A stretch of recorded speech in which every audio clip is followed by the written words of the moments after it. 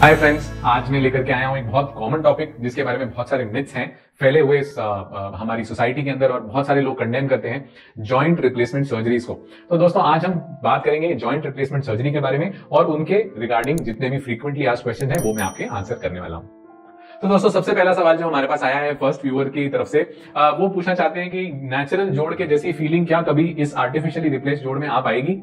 तो दोस्तों जानेंगे कि नी रिप्लेसमेंट या हिप रिप्लेसमेंट या शोल्डर रिप्लेसमेंट उन्हीं केसेस के अंदर किया जाता है जहां राइट इंडिकेशन ऑफ सर्जरी हो। राइट इंडिकेशन से मेरा कहने का मतलब है अगर आपको बहुत ज्यादा पेन है, रिस्ट्रिक्टेड रेंज ऑफ मूवमेंट्स है, दर्द सूजन आपको चलने फिरने और नहीं देता और आपको डिसेबिलिटी का महसूस होती है कि डिसेबिलिटी है, रोजमर्रा के काम नहीं हो पा रहे, तो आप बिल्कुल एक परफेक्ट पेशेंट हैं। अपने ऑर्थोपेडिक सर्जन से, फिजिकल थेरेपिस्ट से कंसल्ट करें और परामर्श लें कि क्या आपको जॉइंट रिप्लेसमेंट हेल्प कर पाएगा या नहीं। इन केस अगर आप एक करेक्ट इंडिकेटेड पेशेंट हैं जिसके ऊपर ये जॉइंट रिप्लेसमेंट हम लोग कर रहे हैं, आपके रिजल्ट्स डेफिनेटली बहुत अच्छे रहने वाले हैं। तो सेकंड मोस्ट कॉमन क्वेश्चन जो हमारे पास हमारी लिस्ट में आया है दोस्तों वो ये है कि क्या है वो मेटल्स, क्या है वो पदार्थ जो चीजें हम यूज करते हैं अपने इम्प्लांट्स के अंदर और क्या वो बायो कंपैटिबल होती हैं। दोस्तों बहुत सारे लोग ये समझते हैं कि जो इम्प्लांट्स हम यूज कर रहे हैं वो बायो फ्रेंडली नहीं होते, वो मेटल्स होते हैं, उनके साइड इफेक्ट्स होते हैं। ये बिल्कुल सही बात है कि over a very long period of time जब वो इम्प्लांट्स घिस जाते हैं तो उनकी वजह से कई बार कुछ डेब्री यानी कि उनका घिसाव वाला मटेरियल जोड़ों में रहता है। कुछ पेशेंट्स को, very minor subset of patients also may have metal allergies, but ये पेशेंट का सबसेट हजारों में एक या दो या पांच पेशेंट्स को होता है। दोस्तों जो भी इम्प्लांट्स यूज किए जाते हैं दोस्तों उनके अंदर कोबाल्ट, क्रोमियम, मैंगनीज, मोलिब्डेनम ऐसे मेटल्स यूज किए जाते हैं जो यूजुअली इनर्ट रहते हैं और एमआरआई, एक्सरे, सीटी स्कैन वगैरह इन सभी के साथ भी किए जा सकते हैं। ये सभी इम्प्लांट्स बेसिकली बायो इनर्ट रहते हैं दोस्तों। इनके अंदर कोई भी ऐसा स्टेनलेस स्टील जैसा, लोहे जैसा, आयरन जैसा कोई मटेरियल यूज नहीं किया जाता। आजकल एडवांसमेंट्स के साथ साथ gold plated implants, oxinium plated implants भी मार्केट के अंदर आ गए हैं। ये सभी वो मेटल्स हैं जो बेसिकली और बायो इनर्ट हैं और बेसिकली इनसे बॉडी रिएक्ट नहीं करती। तो ये सभी मटेरियल्स के बारे में जितने भी मिथ्स हैं कि मेटल की वजह से हमें कोई इशू आ जाएगा, ऐसा कुछ नहीं होता है दोस्तों। लाइन में तीसरे नंबर पर एक बड़ा कॉमन सवाल है, लोग पढ़ लिख रहे हैं और बहुत इंफॉर्मेशन आ गई है और इंफॉर्मेशन के अंदर एक पढ़ा लिखा सवाल ये पूछ रहा है कि cemented versus uncemented joint replacement में क्या डिफरेंस है। तो दोस्तों जानेंगे कि बेसिकली सीमेंटेड और अनसीमेंटेड रिप्लेसमेंट में हम लोग बोन की quality, longevity of the patient, मतलब पेशेंट की एक्सपेक्टेड लाइफ क्या है, पेशेंट की क्रोनोलॉजिकल फिजियोलॉजिकल एज क्या है और उनकी डिमांड्स क्या है, वो सब चीजें देखते हुए cemented versus uncemented implants use करते हैं। हिप रिप्लेसमेंट के अंदर सीमेंटेड वर्सेस अनसीमेंटेड का एक बहुत कॉमन सा अंतर्द्वंद रहता है, जहां पर uncemented replacement is said to have longer life and uncemented replacement के अंदर जो आपका इम्प्लांट होता है वो बोन के अंदर जब फिट हो जाता है तो बोन बेसिकली उसके ऊपर ग्रो कर जाती है और उसको अपना ही एक भाग बना देती है। वो जो इम्प्लांट्स रहते हैं उनके ऊपर कोटिंग रहती है एक ऐसी, जिनको हम लोग कहते हैं ग्रिड ब्लास्टेड तरीके का बनाया हुआ इम्प्लांट या पोरस कोटेड इम्प्लांट कहा जाता है। और इनके ऊपर बोन बन जाने के बाद जैसे जैसे ये आगे एज करते हैं इम्प्लांट्स, ये stronger and part of the body बनते चले जाते हैं। Whereas ये जो इम्प्लांट्स हैं हम यंग पेशेंट्स के अंदर यूज करते हैं जहां बोन क्वालिटी बहुत अच्छी हम महसूस करते हैं, और इसके विपरीत जहां पर हम लोग महसूस करते हैं ये सभी फैक्टर्स उल्टे हैं, विपरीत हैं, जहां पर पेशेंट लॉन्गिविटी कम है, chronologically patient elderly age group के हैं, डायबिटीज, हाइपोथायरॉयडिज्म, ये सभी चीजें अनकंट्रोल्ड हैं, कोई इन्फेक्शंस हैं, कोई कैंसर से पीड़ित हैं, कैंसर सर्वाइवर्स हैं या पार्किंसोनिज्म के पेशेंट्स हैं, कुछ ऐसे पेशेंट्स जो कि लॉन्गिविटी जिनकी डिसाइड हो पाए और उसमें हमें महसूस हो कि ये पेशेंट्स के अंदर बोन क्वालिटी अच्छी नहीं है, वहां पर हम सीमेंटेड इम्प्लांट्स यूज करते हैं जहां पर डे 1 से वो इम्प्लांट फिक्स्ड रहता है between the bone and the cement.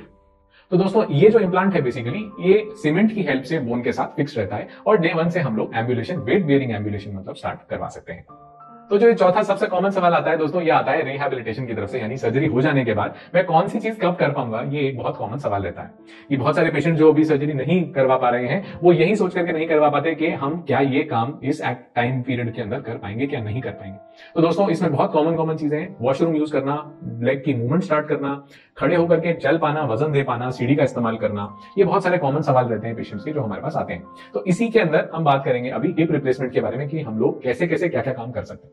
दोस्तों आज की तारीख के अंदर जो रिप्लेसमेंट सर्जरीज होती हैं वो बेसिकली मिनिमली इन्वेसिव टेक्निक से होती हैं या एमआईएस टेक्निक से की जाती हैं। और एमआईएस टेक्निक का बेसिक मतलब ये है कि हम मांसपेशियों में चीरा फाड़ी कम से कम करते हैं और बायोलॉजी को प्रिजर्व करने की कोशिश करते हैं। जितनी बायोलॉजी प्रिजर्व होती है दोस्तों उतना ही पेशेंट अर्लियर रिकवरी या रिहैब की तरफ जा पाता है।